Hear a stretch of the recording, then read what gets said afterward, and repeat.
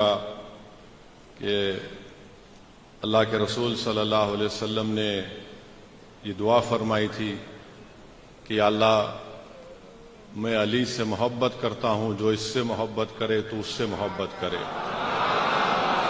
اللہ کے رسول صلی اللہ علیہ وسلم نے دعا فرمائی کہ اللہ جو علی سے دشمنی کرتا ہے تو اس سے دشمنی کر۔ میرے عزیز دوستو، بزرگوں،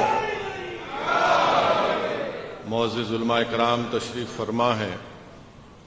معزز ذاکرین بھی تشریف فرما ہے، میں ان کے درمیان میں لب کشائی کر رہا ہوں۔ حدیث شریف میں آیا کہ اللہ کے رسول صلی اللہ علیہ وسلم نے ارشاد فرمایا کہ میں علم کا شہر ہوں اور علی اس کا دروازہ ہے۔ تو شیر خدا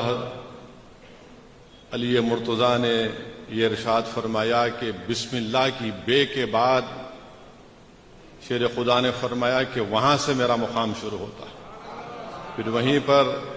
شیر خدا نے یہ بھی فرمایا کہ اگر میں سورہ فاتحہ کی تفسیر کروں تو 70 اونٹ بھی اس تفسیر کا وزن نہیں اٹھا سکتے۔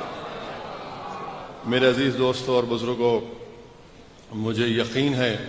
کہ انشاءاللہ تعالی اس عبادت خانہ حسینی سے جہاں پر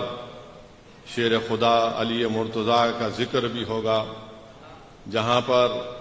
امام حسین اور کربلا والوں کا ذکر ہوگا، جہاں پر خاتون جنت کا ذکر ہوگا، جہاں پر اہل بیت کا ذکر ہوگا، جہاں پر امام زین العابدین کا ذکر ہوگا، جہاں پر امام باقر کا ذکر ہوگا، جہاں پر جعفر صادق کا ذکر ہوگا، جہاں پر امام رضا کا ذکر ہوگا، اس بات کو یاد رکھیے کہ ہم سب ایک ہیں اور اس شہر میں ہم اپنے اتحاد کو اور مضبوط کرتے رہیں گے۔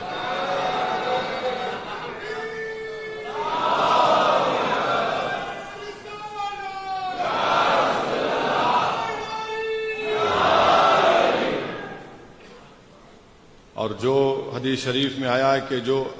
مومن ہے وہی علی سے محبت کرتا اور منافق علی سے نفرت کرتا ہے۔ تو مومن اور منافق کی پہچان ہمارے سامنے ہے۔ وہیں پر اہل بیت کے سلسلے میں رسول اللہ صلی اللہ علیہ وسلم نے ارشاد فرمایا کہ میری آل کشتی نوح کی طرح ہے، جو اس میں سوار ہوا اور اہل بیت کے دامن کو تھام لیا وہ بچ گیا، جو نہیں سوار ہوا وہ ہلاک ہو گیا۔ اور امام جعفر الصادق نے فرمایا کہ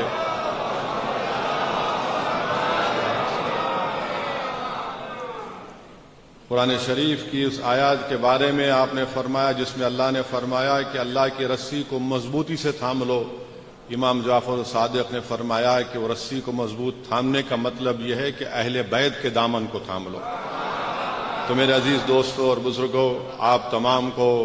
بہت بہت مبارکباد، اور یقیناً ایک بہترین اور خوبصورت عبادت خانہ یہاں پر آپ تمام نے اور خاص طور سے کمیٹی کے ذمہ داران نے اس کو بنایا ہے۔ اور جہاں تک مجلس اتحاد المسلمین کا تعلق رہا ہے، ہم ہمیشہ آپ کے ساتھ تھے اور انشاءاللہ ہمیشہ ساتھ رہیں گے۔ اور میرا ماننا یہ ہے کہ مسلمانوں میں اتحاد اگر ہوگا تو صرف اور صرف اہل بیت کی محبت پر ہو سکتا ہے، اور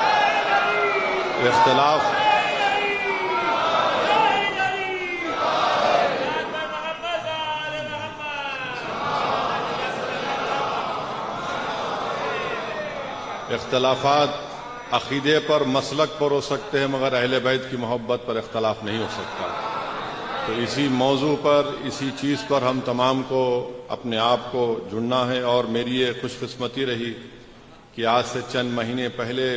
مجھے نجف اور کربلا جانے کا بھی موقع ملا، اور الحمدللہ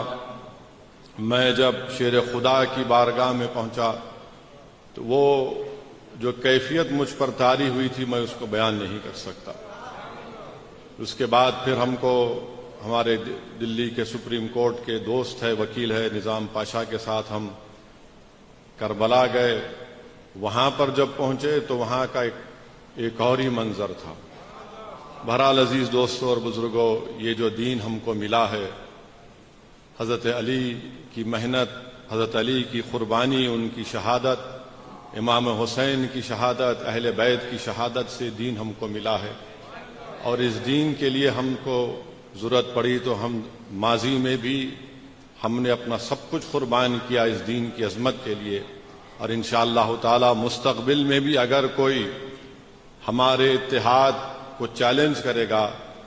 تو ہم علی کے نام لیوا ہیں، اہل بیت کے ماننے والے ہیں، ہم اپنے اتحاد کو مضبوط رکھیں گے۔ پھر سے عباس آپ تمام کو بہت بہت مبارکباد، اور انشاءاللہ تعالی جب کبھی بھی آپ کو کسی بھی چیز کی اگر ضرورت پڑے، مجھے یقین ہے کہ آپ لوگ اس چیز کو جب اتنی بڑی خوبصورت عمارت کو تعمیر کیے ہیں تو انشاءاللہ تعالی یہ کام اور آگے بڑھتا رہے گا۔ مجلس آپ کی پاکی ہے، اس کو آپ نے اپنی دعاؤں سے، اپنے خون سے، اپنے آنسوؤں سے مضبوط کیا ہے، اور ہم آپ کی خدمت کرتے آئے اور خدمت کرتے رہیں گے، آپ کے درمیان میں تھے، اور اللہ سبحانہ و تعالی جب تک ہم کو زندہ رکھے گا ہم قوم اور ملت کے اتحاد کے لیے، اس کی مضبوطی کے لیے کام کرتے آئے اور کام کرتے رہیں گے۔ بہت بہت شکریہ۔ السلام علیکم ورحمۃ اللہ وبرکاتہ۔